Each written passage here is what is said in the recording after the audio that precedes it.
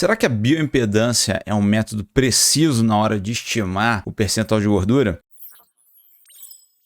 Hoje eu quero te falar um pouco sobre isso, sobre essas máquinas de bioimpedância que muitos profissionais de educação física utilizam e muitos nutricionistas utilizam, porque muita gente tem um conceito errado desses aparelhos. Vou mostrar se vale a pena usar ou não vale, né? E quais são as condições que isso se aplica e tudo mais. Então fica aqui no vídeo que eu tenho certeza que você vai gostar. Para quem não me conhece, sou o professor Renato Bianchini aqui da Sítios e aqui é o local onde você, que é personal trainer estudante de educação física, vai encontrar as melhores informações para se capacitar, para melhorar a sua capacidade de gerar resultados com seus alunos. E para a gente conseguir mensurar os resultados dos nossos alunos, nada mais importante do que fazer uma boa avaliação, principalmente do percentual de gordura, porque quando você sabe avaliar o percentual de gordura, você consegue dizer o que no corpo do seu aluno é músculo e o que é gordura corporal. Isso te ajuda em vários aspectos, saber se o seu treinamento está gerando mais massa muscular e se ele está também gerando menos gordura corporal.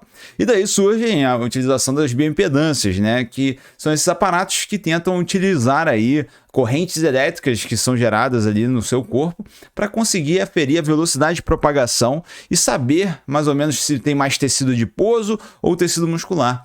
Né? E algumas delas até dizem um pouco sobre o seu nível de hidratação, fazem uma estimativa de gasto energético diário, de taxa de metabolismo basal e tudo mais, né?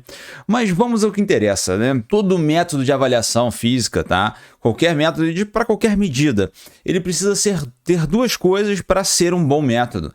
Ele precisa ter validade e ele precisa ter reprodutibilidade. A validade de um método é como se você tivesse que ver o quanto mais próximo da realidade aquilo. Você concorda para mim que qualquer método de percentual de gordura hoje, até os mais tecnológicos e os considerados padrão ouro, como o DEXA, por exemplo, eles são uma estimativa. Eles não têm como dizer com exatidão, né? Tem quem brinca que a única forma de você ter exatidão é dissecando um corpo para saber exatamente, né? Mas nós temos vários métodos que chegam próximo a essa medida exata, né? Só que sempre vai ser uma estimativa. É igual a previsão do tempo. Você consegue prever, mas você não consegue dizer com exatidão o que vai acontecer, que horas que vai acontecer, né? Funciona a mesma coisa para avaliação física. Mas tem uns métodos que são mais validados, ou seja, eles têm mais precisão, e outros são menos validados. Só que não importa só ter validade, você precisa ter reprodutibilidade. O que significa reprodutibilidade? É basicamente a frequência que você consegue ter um resultado constante, tá? Vou dar um exemplo básico aqui. Uma balança normal que mede só o peso, ela é um exemplo de um método bem reprodutível. Se você sobe na balança, vamos supor, tá lá pesando 80 quilos, né? Beleza, você sai da balança e você se pesa de novo, ele vai dar de novo 80 quilos, ou seja, é reprodutível, é uma medida totalmente reprodutível, tá? Então, você precisa ter os dois, validade e reprodutibilidade. E o que acontece na bioimpedância? Para você entender, né, a habilidade de uma avaliação da composição corporal, uma avaliação de percentual de gordura, a melhor metáfora é como se fosse um alvo. Você quer atingir no centro desse alvo.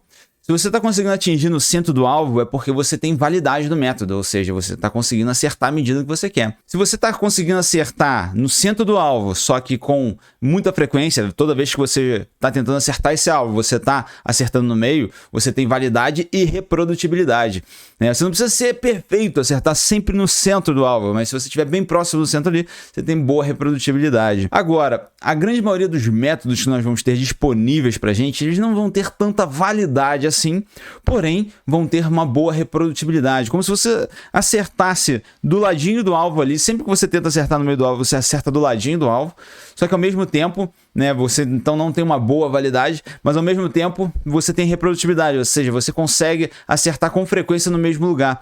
Por que isso acaba sendo um bom método de avaliação da composição corporal? Basicamente, quando você tem esse tipo de método, você consegue avaliar a evolução do seu aluno. Porque vamos supor, é a mesma coisa que eu tivesse uma balança aqui na minha casa, que ela medisse sempre 5 quilos a menos, tá, do que realmente é. Então eu me pesei, eu tenho 80 quilos, cheguei para me pesar, tá marcando 75. Aí, pô, essa balança não vale de nada. Só que se ela sempre erra menos 5 quilos, eu sei que se hoje eu tô com 75 na balança e daqui a 2 meses eu tô com 70, eu perdi 5 quilos. Eu consigo dizer isso por quê? Porque é um método reprodutível. Ele tá sempre errando igual, tá? Então, essa que é a grande questão da maioria dos métodos de avaliação que nós temos hoje. Eles sempre erram igual, né? Os métodos validados. Existem métodos que não são validados, mas a gente vai falar tudo sobre isso hoje, que tem tudo a ver com o nosso assunto aqui da bioimpedância, tá? Quando a gente faz uma avaliação da bioimpedância, né, do método em si, a gente percebe umas duas grandes dificuldades em relação à sua reprodutibilidade, ou seja, sua capacidade de gerar ali o mesmo resultado várias vezes. Qual que é essa dificuldade? Primeiro, é você ter um protocolo pré-avaliação padrão. Como eu falei no início aqui desse vídeo, você utiliza a velocidade de propagação, né, como uma forma de você ter a mensuração do tecido adiposo e do tecido muscular. Só que essa velocidade de propagação ela varia muito de acordo com os líquidos corporais. Então, uma pessoa que está com mais retenção hídrica ou com menos retenção hídrica vai ter ali velocidade de propagações diferentes e vai acabar acusando resultados diferentes na hora da avaliação. Então, esse é um dos fatores que deixa a bioimpedância como um método pouco reprodutível, né, quando você compara dias diferentes. Se fosse no mesmo dia, você teria um método bem reprodutível. Se fosse em dias diferentes, você já vai ter uma perda de reprodutibilidade por causa disso, tá?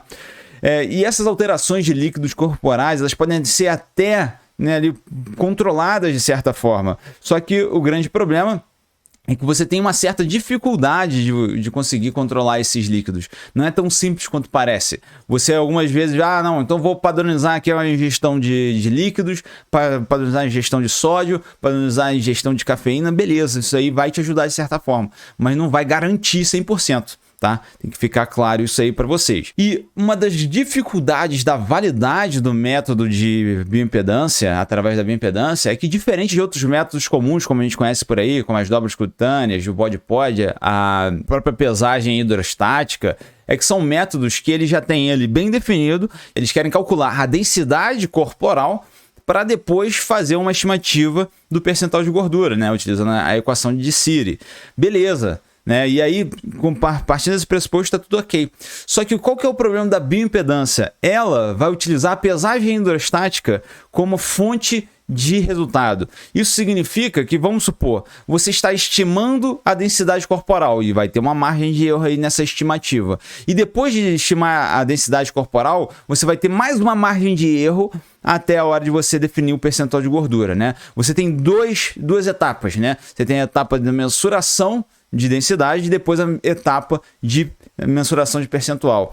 E cada uma delas tem uma margem de erro. No caso da bioimpedância, você tem 3 etapas. Por quê? Porque ela vai utilizar uma mensuração com base na pesagem hidrostática para chegar até a densidade, ou seja, ela vai querer chegar a uma medida igual à pesagem hidrostática para você chegar à densidade, então você vai ter dupla margem de erro e depois ainda vai ter mais uma margem de erro para você chegar ao ponto de atingir o percentual de gordura. Por causa disso, ela acaba tendo, né, um erro a mais do que os outros métodos, né, porque ela não consegue definir a densidade diretamente, ok? Então esse é um dos grandes problemas da validade. E se você vê nesse estudo aqui que eu separei para vocês, né, vocês percebem que isso é validado até cientificamente. Essa informação que eu estou falando aqui não é simplesmente um raciocínio, né? Nesse estudo aqui mostrou que, por exemplo, chegou a ter uma margem de erro de mais de 8% de gordura e menos 5% quando você compara com o método padrão ouro que nós temos hoje de mensuração, que é o método de 4 compartimentos, que isso daí eu posso explicar numa outra, mas é basicamente um método que você utiliza vários submétodos e consegue descobrir qual que é o percentual de gordura mais próximo possível do percentual de gordura que você consegue estimar. E nesse método, comparado com a bioimpedância, vamos supor, teve aluno que mediu lá e estava com, vamos supor, 12% de gordura, na bioimpedância marcou 20% de gordura. Teve aluno que marcou 12% de gordura, mas na verdade na bioimpedância marcou, nesse caso aqui, 7% de gordura, ou seja, uma diferença muito grande entre mensurações para cima e para baixo, e por isso, né, isso aí mostra o quê? Método de baixa validade, né? Você não consegue ter uma comparação muito sólida com os métodos como outros métodos, como as dobras cutâneas, que tem uma margem de erro mais reduzida, né? Então, o que eu quero dizer para vocês aqui agora com todas as palavras, o método de dobras cutâneas acaba sendo melhor para avaliação do percentual de gordura do que a bioimpedância, pelo menos essa bioimpedância normal que nós temos aí, né, a mais acessível, que custa 300, 400 reais. Porque é óbvio, nós temos as exceções de bioimpedâncias que vão custar aí de 30 mil reais, 40 mil reais, que são aquelas que são a máquina mais robusta e tudo mais, que aí do ponto de vista prático nem vale tanto a pena um personal trainer, um nutricionista ter no seu dia a dia, porque ela vai te dar uma mensuração mais precisa, mas não é mais preciso do que as dobras cutâneas, por exemplo. Então, no final das contas, eu não vejo tanta validade de fazer um investimento como esse. A pessoa tem o consultório lá e tal, quer fazer, beleza, aí tudo bem. Mas, né, sempre vai ter algumas margens de erro, isso que tem que ficar claro. Mesmo sendo um método melhor, né, as balanças da Embora aí, que são mais caras e tudo mais, são métodos mais validados, mas ao mesmo tempo não são tão precisos assim, né?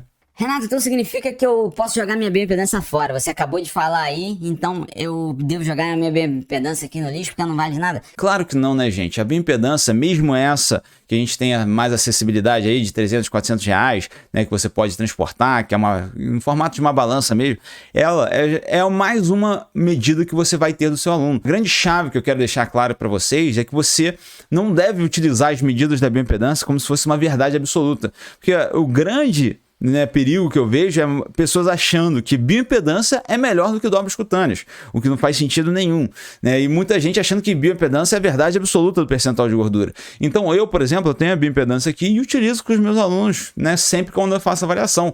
Por que eu faço isso?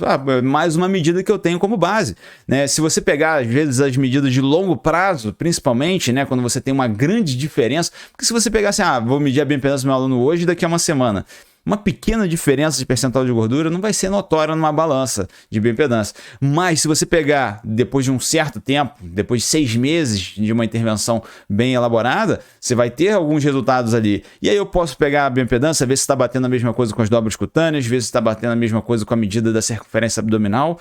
Ou seja, né, você vai pegar todos os métodos, vai pegar ali o seu adipômetro, vai fazer a sua mensuração, vai pegar a sua fita métrica, vai ver se o abdômen do seu aluno está reduzindo. E depois de tudo isso, você vai tirar uma conclusão mais sólida de tudo que está acontecendo no corpo do seu aluno, né? Se todas as medidas estão indicando uma redução de gordura corporal, significa, né, que você está no caminho certo, que o seu aluno está evoluindo, né? Porque a grande questão que eu sempre deixo claro, você não precisa ter exatidão nessa medida de percentual de gordura. Muitas vezes, só de você saber que o seu aluno está evoluindo é o mais importante, porque no final das contas, né, o que o teu aluno quer não é chegar para todo mundo na rua e falar assim, estou com 10% de gordura corporal. Ele quer que o corpo dele fique estético, que ele reduza a gordura corporal, que ele fique mais saudável. É esse o objetivo do aluno e isso os nossos métodos padrões aí que nós temos com certeza serão efetivos, beleza? Espero que vocês tenham gostado desse vídeo, deixa aqui o seu like, se inscreve no canal se você estiver gostando aqui da nossa sequência de vídeos e fique aí com outros vídeos nossos aqui que eu tenho certeza que vocês vão gostar bastante, tá? Forte abraço e até o próximo vídeo.